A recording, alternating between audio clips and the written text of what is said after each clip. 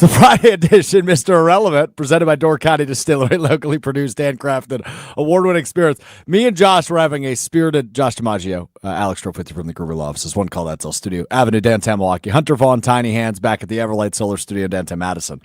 I came in laughing because Joshy didn't realize I was starting the show. As I asked him the question, if I gave you 10 3-point shots from the top of the key, how many are you hitting? And you didn't finish your answer, so go ahead. 2 or 3. I just haven't shot basketball in a while, especially from 3-point range. So you think you're making 2? Yeah. Well, do I get to go in the gym, get a couple up? Or No warm up. Like right now, we go. Yeah, I'll probably go down to 1 or 2. Okay, got it. Hunter, how about you? I'm going to be lucky if I hit 1. I'm really bad at basketball. Okay. I won't lie. I think I'm hitting 3. I'm surprised nobody's going to debate me on that. I have a hard time arguing that because 3 isn't a whole lot. 30%. It's pretty good. Right, but you're in an that's empty good gym, for baseball. standing in front of just a hoop. It's a good point. No defense. Yeah. Okay, you're right. Yeah, Giannis isn't closing out on you as you're trying to get the shot up. Ooh, I would like that, though. That'd 10 be blocks. terrifying. 10 blocks, yeah. I mean, we're all, like, relatively tall. You know, we're all over 6 feet tall, I think, right, Josh? I'm not. How tall are you? I think I'm 5'11". All right. You're Max. practically 6 feet. With shoes, you're 6 foot. Yeah. Just throw on a little bit of a I'm by no means extra short, soul. but neither am I tall. Regardless, you are not short. None of us are short, I guess was more the point I was making. Giannis would still tower all over each of us. Yeah, oh yeah. Uh-huh. And I don't think we have the fastest release, going to be honest. I haven't seen either of you shoot a basketball. Oh, no, I have a messed up release, dude. Yeah, I could hit some shots when I played basketball growing up, but, like, coaches always tried to tweak my shooting form, and then it broke me, so I quit. I grew up with a lot of basketball players, some pretty good ones. I was never good, though. They just taught me how to do it right. So I look right when I shoot it. Just doesn't go in. Sure. All right, that was a good way to start the show. Nice job, everybody. It's Mr. Irrelevant, presented by Door County Distillery, locally produced, handcrafted, award-winning spirits. Second to last episode of the year. We'll be back with you Monday, just Joshy and I, and maybe some special guests who will appear throughout. On Monday, beginning at 12:30, ESPN Milwaukee on YouTube. There will not be a Madison edition on Monday due to... No, we can still be on Madison. Don't start spreading lies. Well, hold on. But aren't Jim, Matt, and Molly going to be on Madison?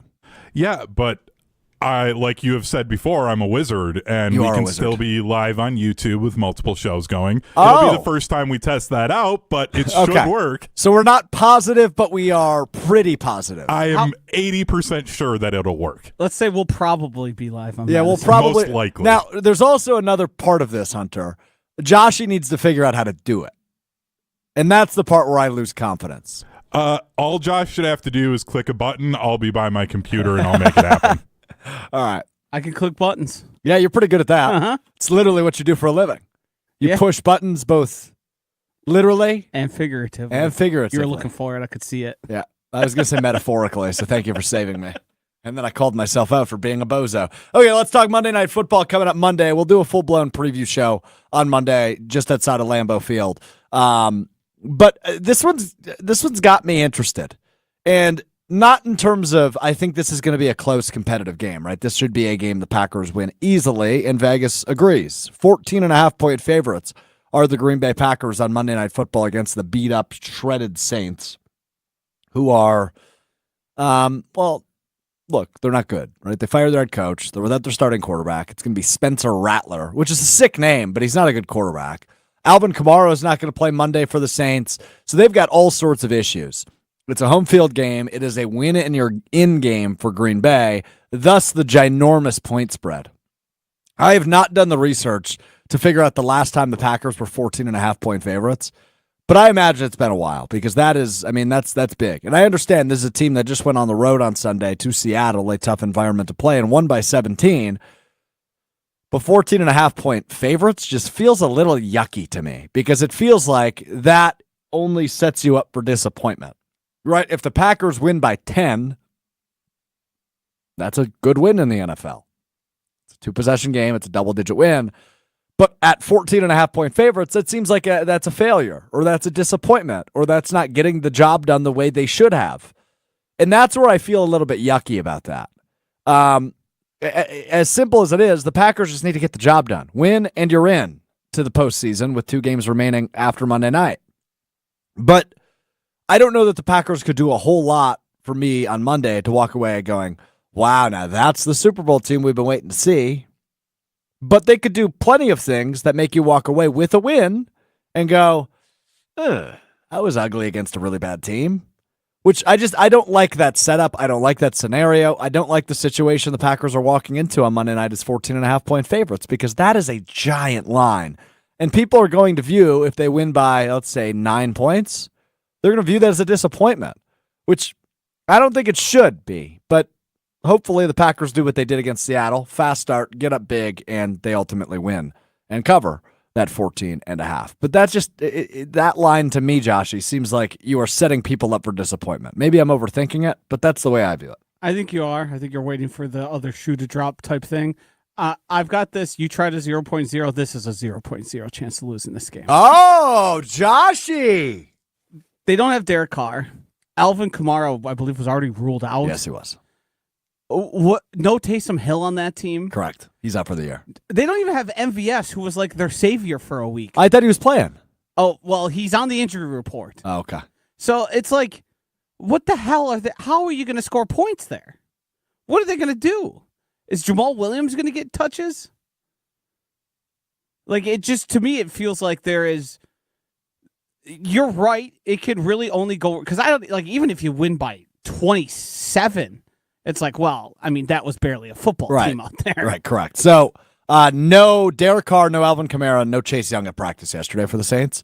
Chris Olave, who's still on IR, was doing side work, which means he won't play Monday. Marquez Valdes-Scantling was observing, but it sounds like he is back today at practice. Little vet rest for the Saints. For yeah, that's nobody deserves it more. Well, in his defense, though, Joshy, that guy's played a lot of football the last few years. He played a lot of football, and he does a lot of running. He does. I mean, well, he was on the Chiefs, so he played into February. OTAs are a couple months later. Guy hasn't really gotten a lot of rest, so he deserves a veteran rest day. And then Clyde Edwards-Helaire, who the Saints signed, was new at Saints practice yesterday, wearing number 23, for those of you that are curious. That's from Ross Jackson of the Locked On Saints podcast. They have one of the worst rush defenses in all of the NFL, and they have no chance to fight back on offense. Spencer Rattler lost his job to Jake Haener, and then Jake Haener lost his job to Spencer Rattler. So they are in the absolute dregs of the season. Those guys, like DJ Moore, are planning their vacations and just trying to get out of the season not injured. And Josh Jacobs, when he takes his 15th carry, nobody's going to want to tackle him anymore. Yeah, fair. So I guess where my head goes, Joshy, when you say that, is Josh Jacobs needs to do what he did the very first drive against Seattle. Just run it down their throats, score 7. Bully ball. Yeah. Okay. I'm just not worried about. No, I'm not either. There's no aspect about this team that, aside from the Packers sustaining an injury to one of the best players, would even make me think twice. No, I'm with you. I think it's a 0.0% chance. I think they could start Malik Willis just because, and they'd still cruise to a victory. Let me ask you this: do you think we see Malik Willis on Monday? Yes, I do too. I think I sent the score prediction. I think I was somewhere around 34-6. Yeah, I wrote 38-10. Yeah. I think they win big. And look, the way the defense has been playing against a bad offense like this, and they have a decent offensive line, but against an offense like this, you should easily take care of business. And if Clyde Edwards-Helaire is their best running back on Monday, that's a problem. Because look, guy's just not good anymore. Nope. He was fun for what, 2 years, 3 years, if that? Even maybe. And he just ain't got it no more. And he's learning a new offense from an interim head coach. It's all messy. God, they're really bad. Terrible. I thought they were going to be fine this year. Oh no, they're still dealing with the attempt they made of the Drew Brees final run. Sure. They're still trying to get out from underneath that, and instead of just fully blowing it up and trying to start over, they then tried to add Derek Carr to sort of stop the bleeding. Sure. That didn't work either. No, it did not. And he's completely meh anyway. But them being as bad as they are, say, because they beat the crap out of the Cowboys. So I was just about to bring that up because I remember after week 2, I was like, whoa, the Saints might be for real. They beat the Panthers week 1, and I know the Panthers are bad, but they beat them 47-10 week 1. Winning a game by 37 points in the NFL, let alone scoring 47 points in the NFL, both incredibly hard to do. And then week 2, as Hunter just referenced, they won 44-19 over the Cowboys. So they came out, they averaged 45 and a half points per game through the first 2 weeks. And then they went on to lose 7 in a row. It's important to remember Rashid Shaheed was on that team playing. He's now on the IR. That's right. He's hurt too. They came out and basically ran an offense that they had never, ever run in their history. And it took teams a few weeks to catch up to what they were actually doing. But once they did, it was kind of like, yeah, these guys are what they are. Well, then they went through a 6-game stretch of at least 5 of these will be playoff teams likely. Eagles, Falcons, Chiefs, Buccaneers, Broncos, Chargers. Lost all of those. Beat the Falcons the second time around. Beat the Browns, who are horrible. Beat the Giants. Those are their wins. Yeah, they're bad. They only lost by a point to the Commanders last week, but the Commanders only put up 20 points. And the Packers have put up at least 30 each of their last 3 games. Simple mathematics tell you that Joshy's claim that he stole from me is correct. 0.0% chance. Yep. Yeah, I think you're right. We are 1-0 in those games this year. Let's go 2-0. There's a 0% chance the Saints win on Monday. I'm good with it. There it is. Proclamation. The win and you're in thing is fun. Packers can clinch a playoff spot with a win on Monday. Jordan Love said after their win last week, he views every week as a playoff game, a must-win game, which is the correct mindset, right? And Brian Bulaga told me about this. What day was that? That was yesterday. Wow, this has been a week, man. That was 16 hours ago. Brian Bulaga told me, when you get to Christmas, the week of Christmas, that is when you begin viewing it as the playoffs. You don't care who you play. You don't care where you play. It's a must-win game no matter the scenario. Every week around Christmas. And obviously this game happening on the 23rd, the week of Christmas. Jordan Love's already in that mindset. And this is a team that still has a lot to prove, but they've done a nice job the last couple of weeks proving that. Not having a fast start and losing by 3 on the road to the Lions was despite the loss, a big note for them. Handling the Niners, handling the Dolphins, handling the Seahawks. Actually, each of the last 4 games, they've scored 30 points. So I just think since that Niners game and that Bears game, they snuck by the 0.0% chance game. They barely snuck by, but it's a win. And then you take care of business of teams that aren't going to be in the postseason. San Francisco, Miami, Seattle might be in the postseason. You go on the road and take care of that one. Like, they're starting to tune up, and that is a really encouraging sign, both defensively and offensively, as we've talked plenty about this week. Edgerrin Cooper's going to play a lot on Monday, Joshy. Quay Walker's not going to play. It's going to be a lot of Edgerrin Cooper, which excites me. He won't play as much as McDuffie and Wilson probably, but he'll still be out there quite a bit. I think he might vault McDuffie just because Eric Wilson's more natural at that mic. And okay, I was going to say, who's going to be the green dot? Whoever the mic is, which will be Wilson? Yes. Wilson has the experience, and I think they trust him in that spot. It was interesting to hear Matt LaFleur say when asked why Edgerrin Cooper wasn't playing more, which is something I thought was the case, is he's coming back from a soft tissue injury. So there is optimism and sounding that, hey, we want this guy to play more, but we also need to keep our rocket ship of a rookie who just had a soft tissue injury healthy, and we want him for the playoffs, not for Week 16 against the Saints. You don't want Jair to play, do you? I don't care. I'd prefer if he didn't. Sure. Let's get him back in the Minnesota game and tune him up for the postseason. Do I even need him for that? I just don't want him knocking off the rust in the wild card round.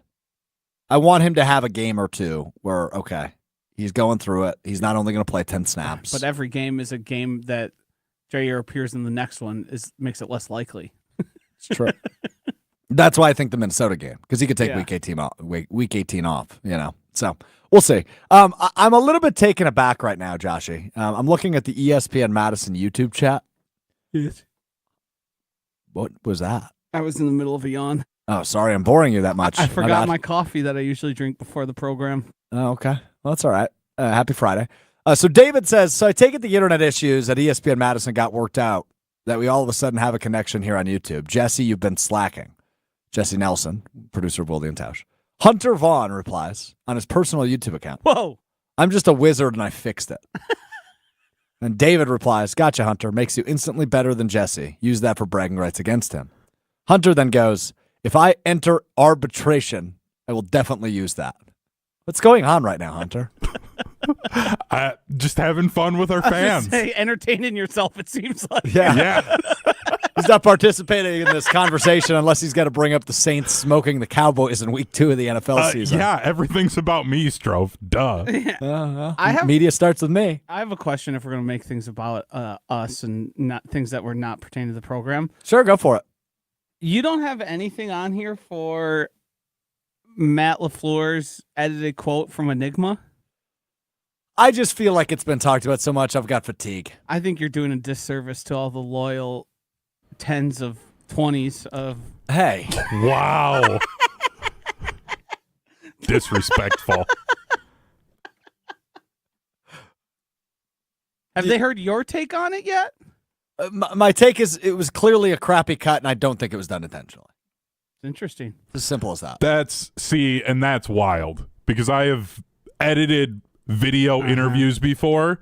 The likelihood of it perfectly timing up where he says another Packers GM's name after saying that is astronomically high. I just feel like an editor maybe didn't realize Ted Thompson was no longer with the Packers which in 2020. Is then journalistic malpractice See, and still I just agree, as bad. I agree with that. I'm not disagreeing with that point.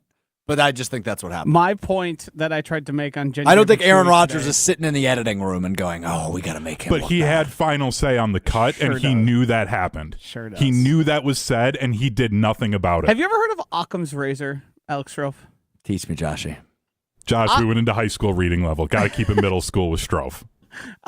Occam's razor. I'm just catching strays left and right now. What's going on? Occam's razor is basically like a philosophical theory of the simplest explanation is most often the correct one. So if you're going to assume something or if you're going to make a decision, you want the one that requires the least amount of assumptions. My argument is that following Occam's razor, the least amount of assumptions I need to make follows that Aaron Rodgers had that intentionally edited that way as opposed to the opposite. Because one, I need to believe that somebody was editing that, and the fact that it goes from video of a highlight, shows Ted Thompson, and then cuts to Matt LaFleur speaking, that had to have been a mistake. So that portion wasn't intentional. They mashed those together, not on purpose. Next, I need to believe that Aaron Rodgers so happened to have slighted the one person he hates as much as his own family.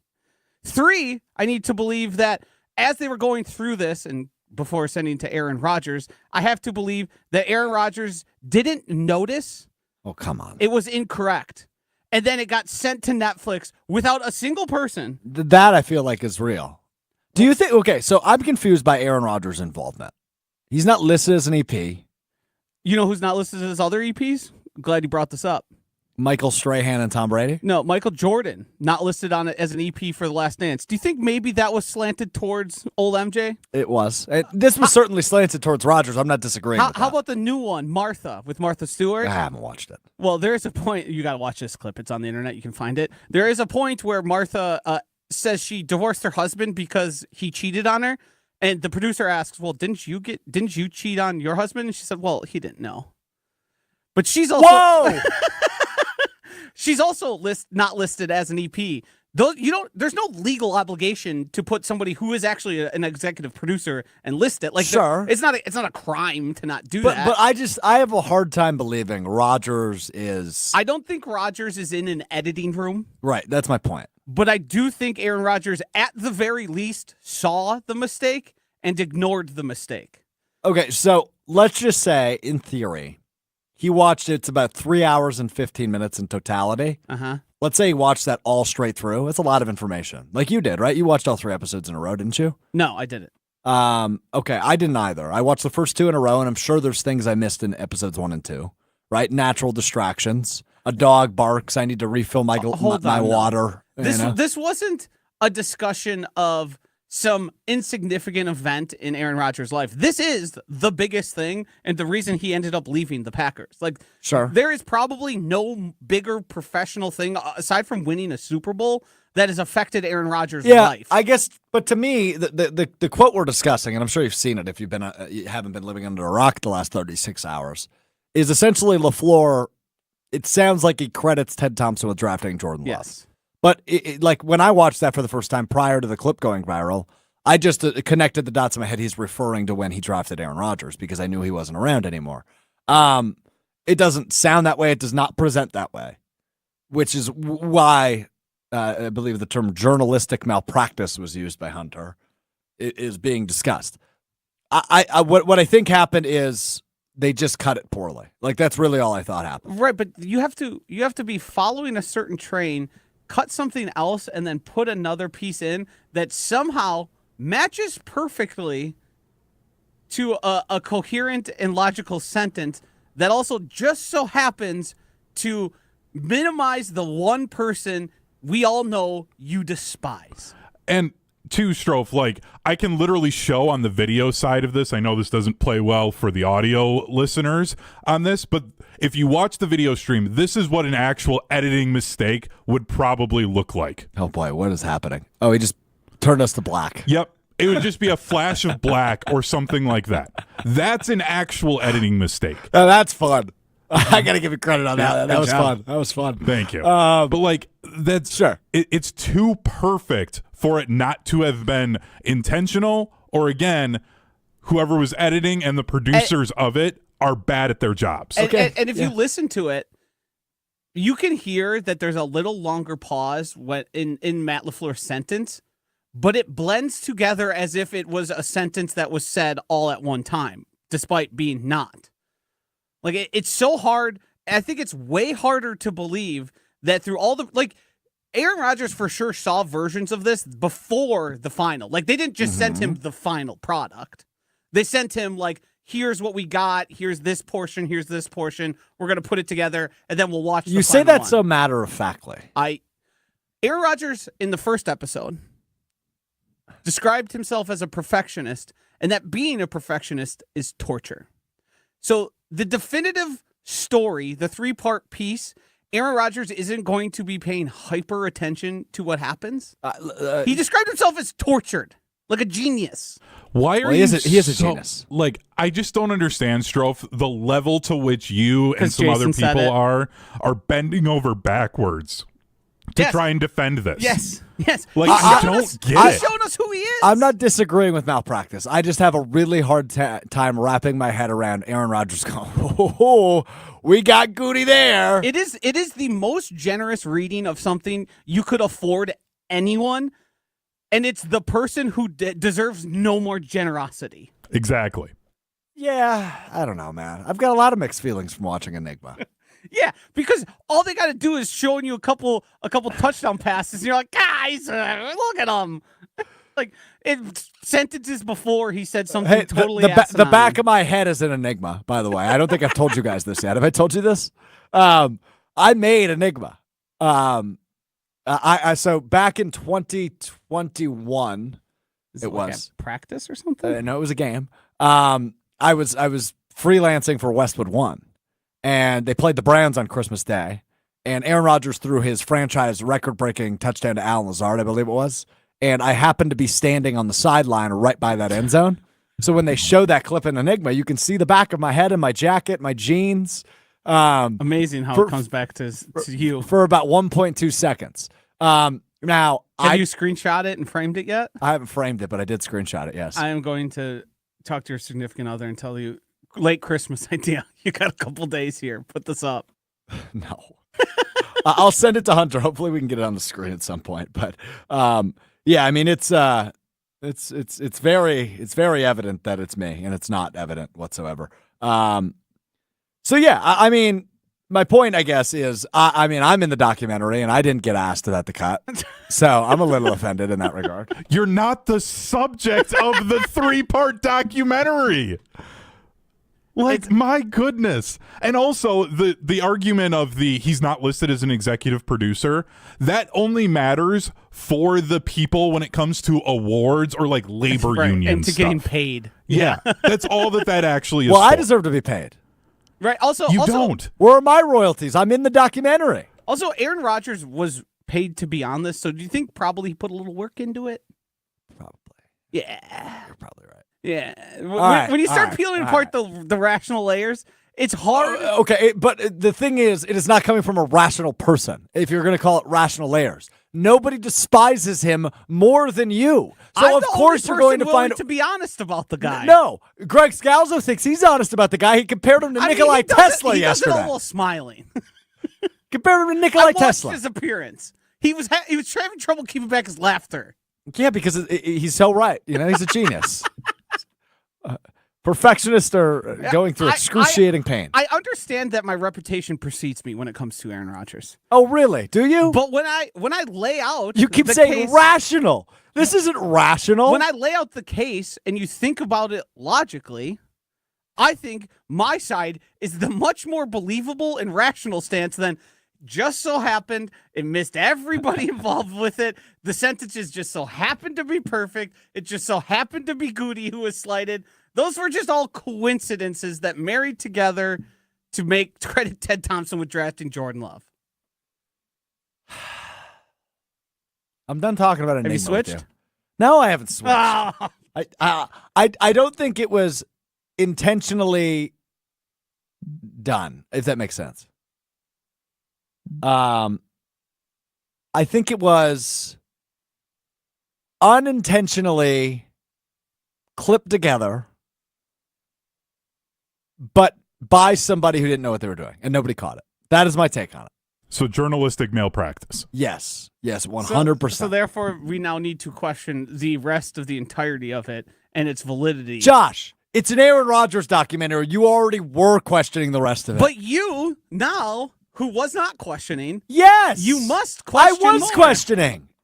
It's a documentary about a very controversial individual. Of course I'm questioning the validity of everything. Also, we just need to stop paying attention to branded content like this. To branded content like this? Oh, Yes. Joshy, again, you went too far. When the person involved, when the subject becomes like a major portion of it, Sure. The Last Dance is one. Like, there's plenty of other. The Urban Meyer, Martha Stewart. the Swamp Kings, or whatever. When the people grant access with the belief of this is going to be my side of the story, Sure. we are no longer getting like an actual. We're just getting entertainment. It's not informational. It's not It's not. It is now just branded. Netflix sold Aaron Rodgers' personality, and Aaron Rodgers got money to do it. That's all it is at this point. Got it. All right, Josh, I'd like to turn your attention to the video stream. My big appearance on Enigma with Aaron Rodgers. No, I expected it to be bigger than that. I told you, it's the back of my head. There I am, corner of the screen. I'm not even sure which one's you. Gray jacket with the black bag over my right shoulder and the left arm with the sticker on it. Josh, he's leaning way into the... Here we go. Hunter's going to do it for us. There I am. Gray jacket. See, I couldn't tell if that was a person. Is there someone in front of you as well? Yes, that is... Is that camera held by someone else? Yes, that camera's held by somebody else. That is... Okay. I don't remember who I was talking to at that point. But yeah, that's me. So I made Enigma. What do you think about that? Pretty cool, huh? This is the height of your success. Well, I will tell you this. I when that play happened, because that was the Allen Lazard touchdown, record breaking, I think it was number 421 for him in a Packers uniform. I remember saying to somebody that day, I'm going to be in a documentary someday. And I was right. I was so right. So I called my shot on that. So I think my two claims to fame right now, Joshy, in sports media are this. Number one, we talked about last week. My citation on the Fail Mary Wikipedia page, number one. Number two, my 1.5 second appearance in Enigma, the Aaron Rodgers documentary. I think those are the two highlights of my career. Where do you put Mr. Irrelevant being the only place in media where Doug Gottlieb got a warm reception?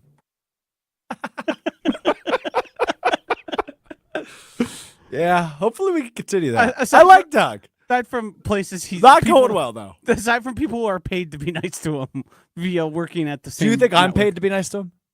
No, I'm saying other than people paid to be nice to sure. him, much like his producer or the people who work at Fox Sports with him. Yes, and Green Bay Athletics. I think they're nice to him there. Maybe not right Josh now. Moon, the athletic director, loves him. I think it's conditional. That I would agree with. Yeah, blowing a 10-point halftime lead Yeah. So D2 school, not a good look. All he Joshy, had to do is sell you some BS, and no, you're but like, here's- my buddy no, no, Dougie. My buddy Dougie. I think if you look back at our Coaches Week interview, I asked him real questions. Did you ask him tough questions? I did, yes. Did you say, how are you going to balance? Multiple times. I've asked him that question like 3 times in the 2 interviews. Was the answer adequate? No, it was crazy. I'm like, you're a Division I basketball coach. This is not a part-time job. He goes, well, I don't sleep much. I'll sleep when I'm dead. Like, okay, I guess that gives you a few more hours in a day, but it's never made any sense. It's never made any sense. But I appreciate your honesty, though. So you anti-Doug Gottlieb, pro-Adam Schefter. Well, yeah, of course. That's your guy. Yeah.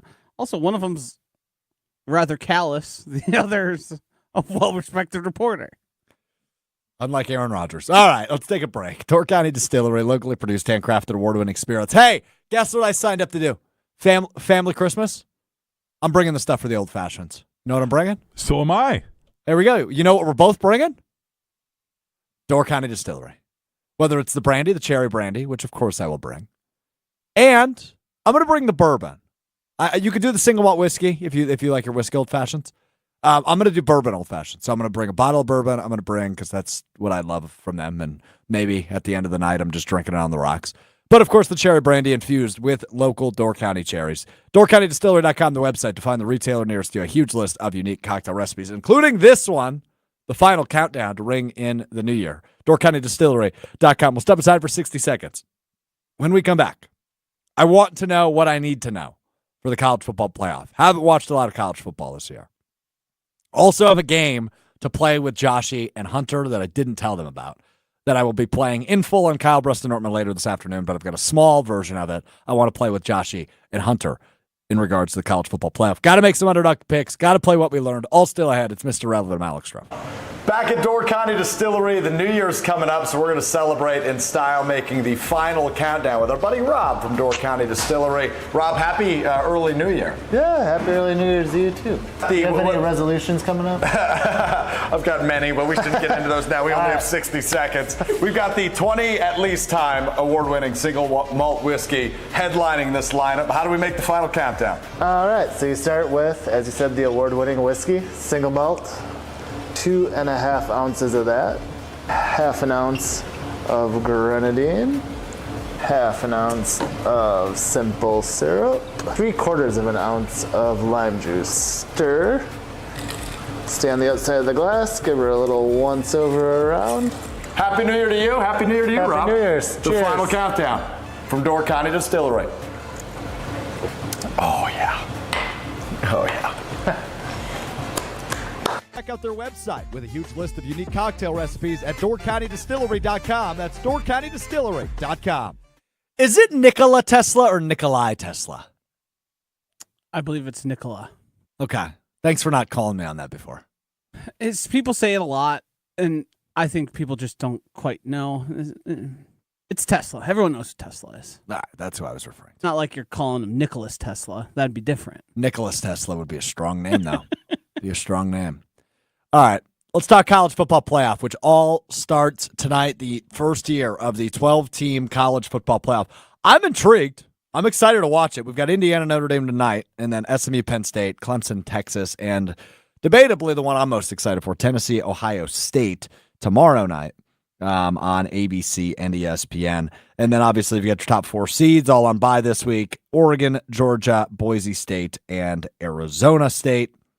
These first-round games are held at the campuses, which I just love. So Ohio State, Texas, Penn State, and Notre Dame all hosting this weekend, which is awesome, right? Like it's awesome to have a playoff atmosphere on a college campus, which we have never had, really, for the big sports, right? Men's basketball and college football. Bowl games are elsewhere. Conference championship games are neutral site games. To have a playoff atmosphere at a college campus is freaking sweet. So I'm excited for it. But admittedly, I have been very, very unplugged on college football this year outside of the Wisconsin Badgers. And given how bad they were, my interest for college football dipped drastically. Hunter and Joshy were both a part a lot this year of ESPN Wisconsin College Game Day, which essentially means you have to keep at least some sort of an eye and a thumb on the pulse of college football. I know Oregon. That's about it. I know a little bit about Ohio State. I know Will Howard. I know some of the receivers. I know some of the good things Ohio State is going for them.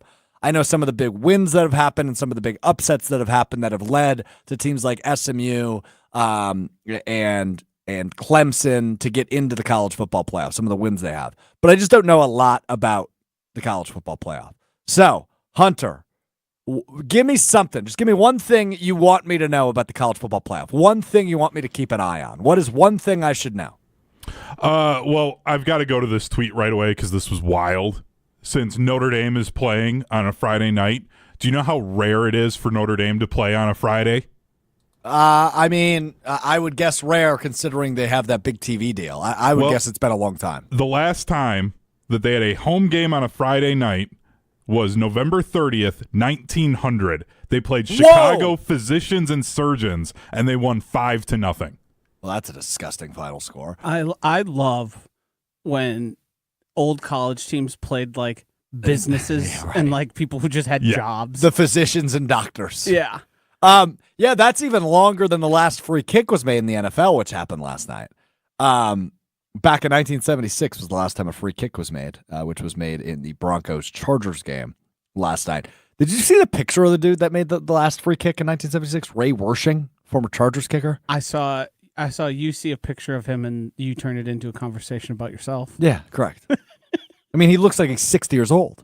Yeah, And he was 20. He was my age. He was 26. people from the 70s looked like they were 60 despite being 20 or 30. That's just like, there are people you see today who you remember from the 70s and you're like, that guy looks the exact same age he did 40 years ago. Okay. Yeah. Something about the 70s. Well, back to the college football playoff. I wouldn't be surprised if Tennessee, I know it's not much of an upset, but that 9-8, Tennessee likes to get the ball up and down the field. So I think that's one of those games that could turn into Nico. Yeah, Nico. I'm not going to even try and pronounce his last name. He's just Nico. Yeah, he's going to chuck the ball around the field. Might be a good number of pill slings in that one. He's a fun guy to watch because he's absolutely reckless, but so athletic. Yep. And all of a sudden we'll have a 70-yard touchdown pass, and you're like, oh, okay. And then he'll follow it up with like 3 hospital balls, but, you know. I think one of these smaller schools that are kind of snuck in here and everybody's sideline, I think one of them wins at some point in this, that you're going to think there's no way. You don't think that's an easy path for Penn State? No. Because they would go SMU tonight or tomorrow, at Penn State, and then they would play Boise State in the second round. I don't trust James Franklin. That's fair. As far as you can throw with any stakes, yes. So I think no matter the opponent, who's ever is facing Penn State, they are in it. They are good. They are. They're very good. Well, and two, like Ashton Genty in that neutral site game, assuming Penn State beats SMU. He'll run for what, 250? Yeah, and like that's going to limit the number of possessions. He almost single-handedly beat Oregon, and then you're putting all of that pressure on Drew Aller to try and come away with a big win for you in a neutral site. That's a fair point. Like, okay. It's going to be tough. SMU's better than they're giving credit to when it comes to this conversation. They're basically all just University of Miami cast-offs, guys who were like highly regarded, didn't play much, and then ended up with SMU. So they've got talent there. They play a fun brand of football. Yeah, that's going to be a really fun, interesting game. I'm also super happy that SMU is like back in college football after getting the death penalty back in the 80s. Like the program is finally recovered from that. So I'm really happy that SMU is good because I think if Texas schools are good at football at the college level, that's good for the country. But it's probably over and done with for them, though. They're going to lose tomorrow. I don't know. Like I think it's going to be a game. Like I would be surprised if Penn State just blows out SMU. Yeah, I think Penn State can win, but yeah. I think it's one of those where that's going to be late. The depth of Penn State is what's going to really show up, and they're just going to be able to pull away. But up until then, I think it's going to be a tight game, and people are going to be surprised by what SMU can do. Also, you probably get to watch Dabo Swinney get his doors blown off. Yeah, that's always Yes. fun. Clemson, Texas is going to be a blowout. Yep. Yes. I don't mind Dabo Swinney as the person. I've listened to a number of podcasts and that stuff, and he's got a really interesting story of going through college He's just and getting kind of into annoying, coaching. though. Yes, Yeah, he's become very annoying, and I'm just tired of the nonsense with it and how he was like, we're not going to do NIL. We're not going to take transfers. Oh, wait, we weren't playing well. Now we're going to do NIL, and now we're going to get transfers.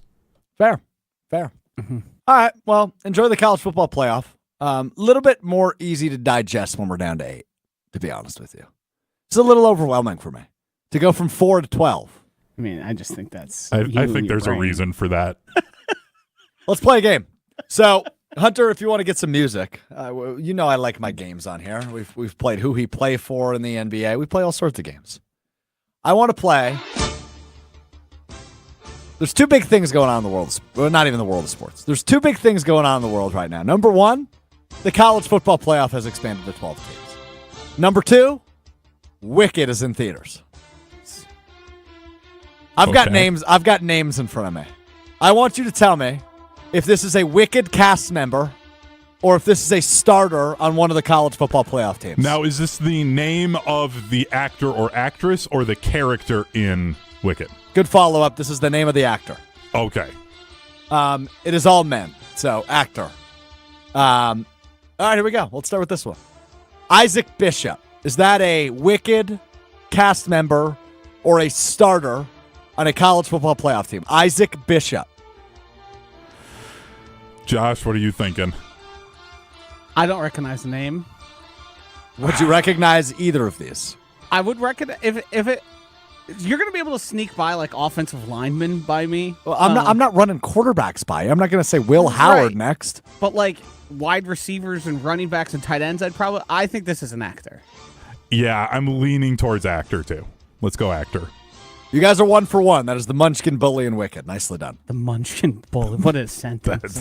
That's what it's listed at in IMDb. Mitchell Evans. Is Mitchell Evans a Wicked cast member or a starter of a college football playoff team?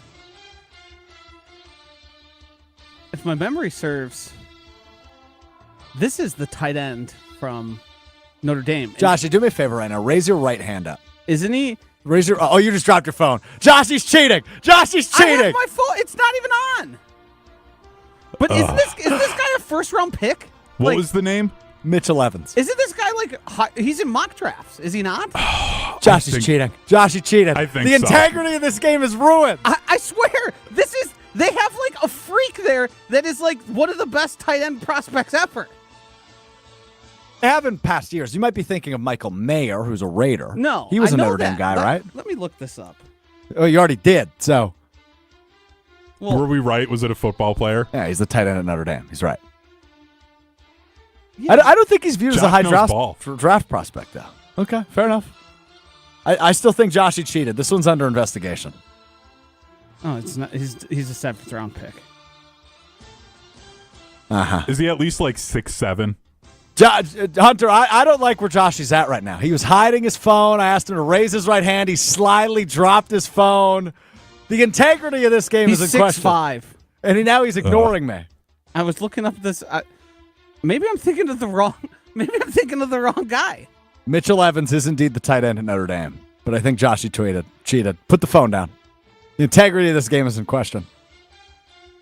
Let's go to this one. Zach Holmes. Is Zach Holmes a college football playoff starter or an actor? That Wicked sounds like cast an member. actor name.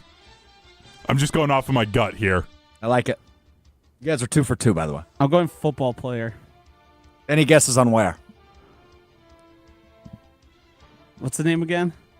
Zach Holmes. Penn State. I would have gone Texas. Well, you said he's an actor, right, Hunter? Yeah. Zach Holmes is a football player. He's the center at Boise State. We're going centers. This is dumb. You should have done skill players because it at least gives us a chance to know who. Yeah, but I don't want you to know. I just want you to gut check this. I just want you to gut check this. All right, here, I got 2 more for you. And it doesn't Wicked have like 1,000 people in it? Yeah, that's why this was fun. Yeah. These are all low So cast unless members, he's right? dropping like Peter Dinklage or Jeff Goldblum, Right. I'm not going to know who's Yeah, in Wicked. I'm not using those names. Ariana Grande will not get name dropped here. Cynthia I figured. Erivo. Jonathan Bailey. Jonathan Bailey. Is that an actor or a football player? It sounds like a wide receiver. Oh, I'm going back to actor. All right, you're each on the board with 3. Jonathan Bailey plays Fierro.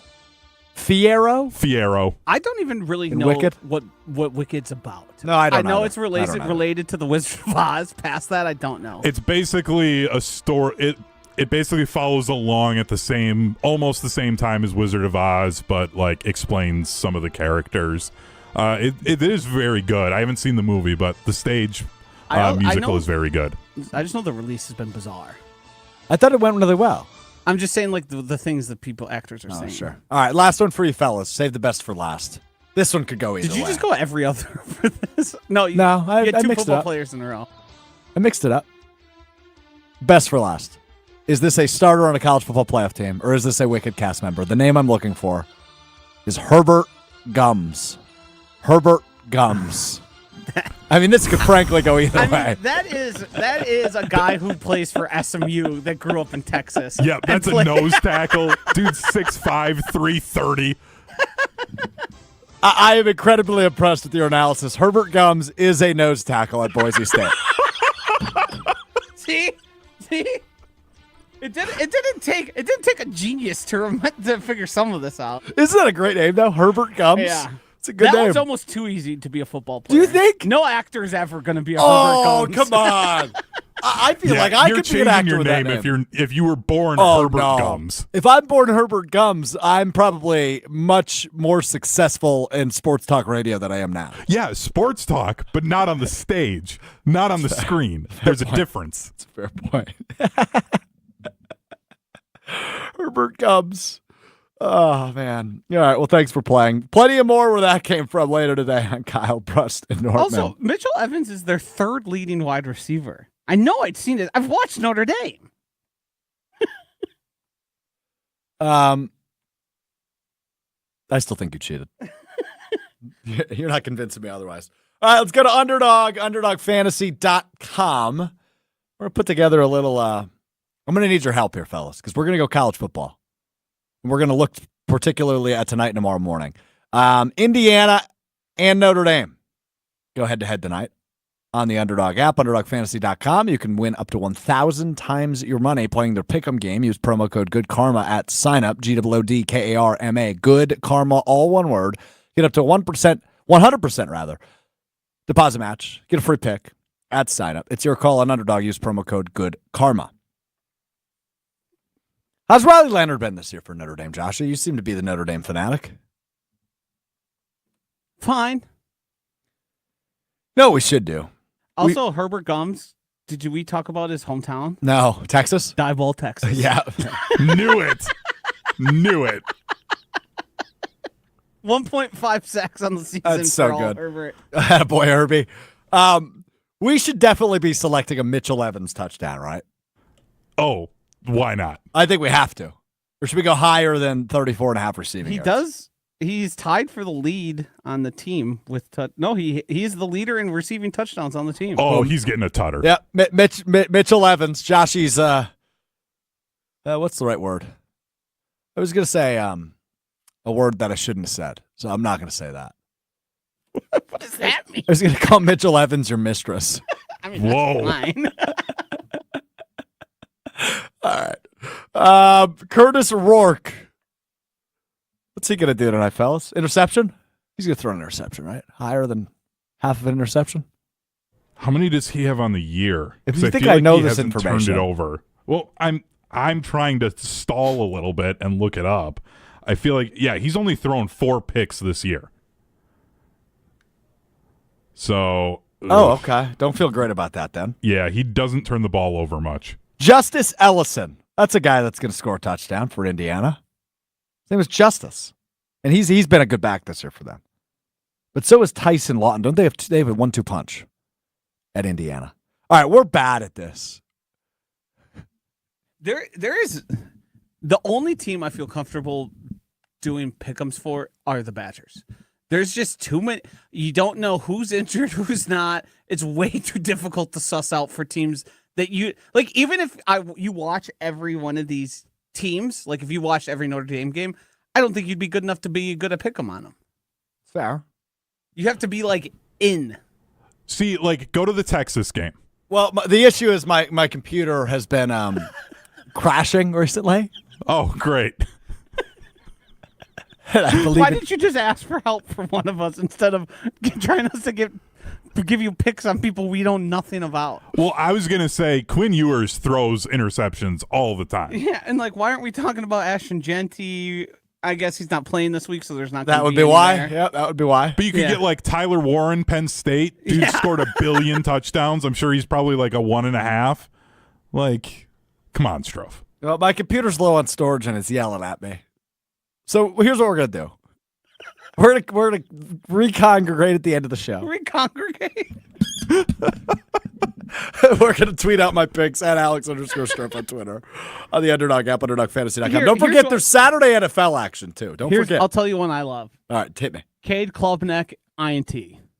That's a Clemson quarterback. Yes. Good job. Thanks, man. I think you were talking to me when you said good job. Yeah, I was. And then why don't we hit the Notre Dame running back? That's like really all they want to do. So you want to hit the Cade Klubnik interception. Go Quinn Ewers interception too. Oh, wow. He's a turnover machine. Should we just do an all-hater team? Yes. But we got to keep Mitchell Evans. We got to keep the Mitchell Evans touchdown. The one guy. Okay, so Cade Klubnik interception. Quinn Ewers interception. Mitchell Evans of Notre Dame touchdown. We need one more. Drew Aller? Yeah, Drew Aller. Drew Aller interception. All right, there we go. We've got it. Interception. It's a hater parlay. If you flex it, $10 wins you up to 87. If you don't flex it, you win 146 on a $10 entry. The hater pick 'em. If you put 20 down, a flex entry can win you up to $175, and a standard entry would win you $292 on a $20 entry. The hater parlay. The hater pick'em entry on the Underdog app, UnderdogFantasy.com. Promo code Good Karma at sign up. GOODKARMA. Good Karma. The hater entry. Confirm. There it is. Mitchell Evans touchdown for Notre Dame. Higher than half of an interception for all of the above. Cade Klubnik, Quinn Ewers, Drew Aller. Oh, well, guys, what do you think? That went pretty well. You nailed it. Yeah. Computer only stopped working halfway through. All right, time now for What We Learned. You learn something new every day. We learned something new today. It's time now for What We Learned. And I can't go first. I'm razzled. I'm frazzled. Frazzled. Oh, my goodness. I'll go first then.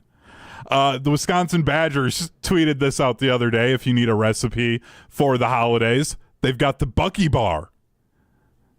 It's got cranberries, peanut butter. If it didn't have the peanut butter, I would absolutely make this. I just would say, you're allergic to peanut butter. Yes, I know. I'm trying to help people out through the holidays. You know, I'm trying to be a kind person, spirit of Christmas, all that crap. So there, if you need something, the Bucky Bar. I got something here. All right, hey, man. Joe Burrow gave his offensive lineman katanas. That's awesome. Like the sword? Yeah. Well, what else is a katana, Strouf? Well, there's the board game Catan. There is But that's not a katana. And then what's the thing with the ball and the spike and the three cups? A mace? No, the Cup and ball? yeah, but what's it actually called? Isn't Cup that called a and ball. katana? Isn't it like a kadama? Kendama. Oh, Yes. Okay. Yeah, I thought it was a katana. Yeah, he like each of them came from I don't know if they were recreations or actual ones he bought of like but they were from like certain kingdoms and castles and certain like lineage that came with a full story that like read and they were all able to pick ones that they thought matched them the most. But if I'm being honest, I'd want to be Brock Purdy's offensive line because he got them Sequoias Cars, right? and Tundras. Yeah. Yeah. Wow. Pretty cool. Yeah, but like maybe that resonates with his O-line. He knows his guys and like katanas would be like, yeah, this is sick as hell. Like, I would rather have the katana from my QB.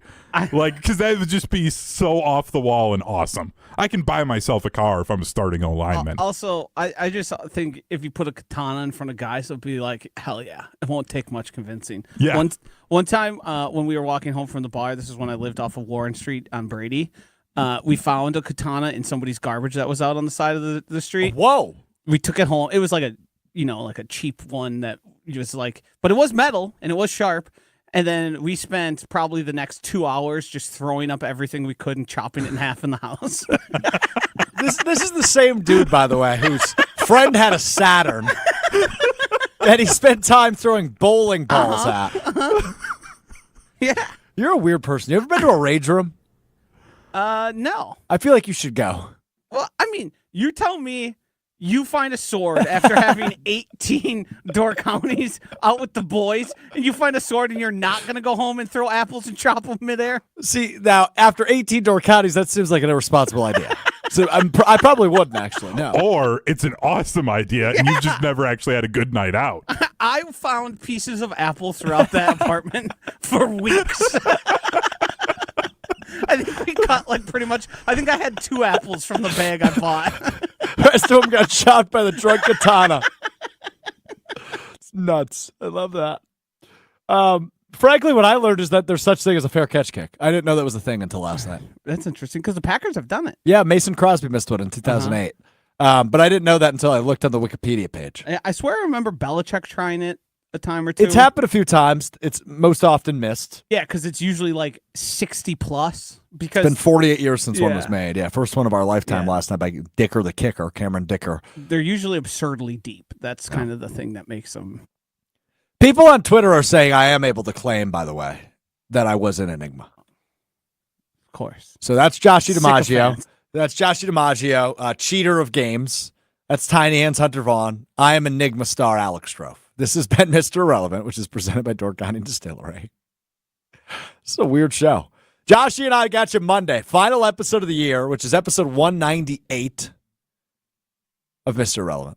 When we come back in the new year, it will be the Friday before the season finale of Packers Bears, which will be episode 199.